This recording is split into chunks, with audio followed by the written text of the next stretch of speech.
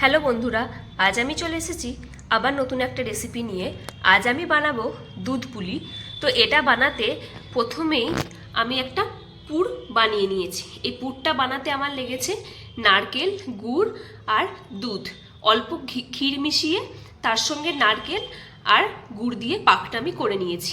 এবার এখানে নিয়ে নিয়েছি আমি নর্মাল সেদ্ধ চালের গুঁড়ো, সেটাকে একটু গরম জল দিয়ে মেখে নিয়েছি। এদিকে আমি কড়াইতে দুধ দিয়ে দিয়েছি, দুধটা ফুটতে দিয়েছি।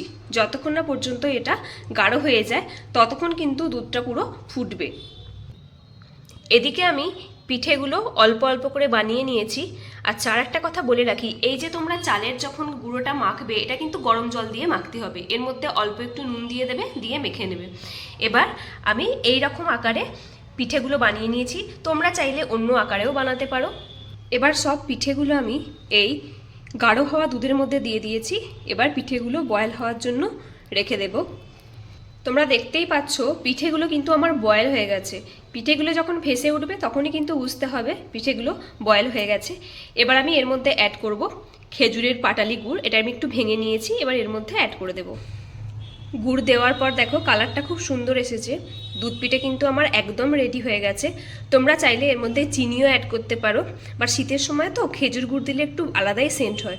তোমরা অবশ্যই কিন্তু বাড়িতে একবার এটা ট্রাই করো।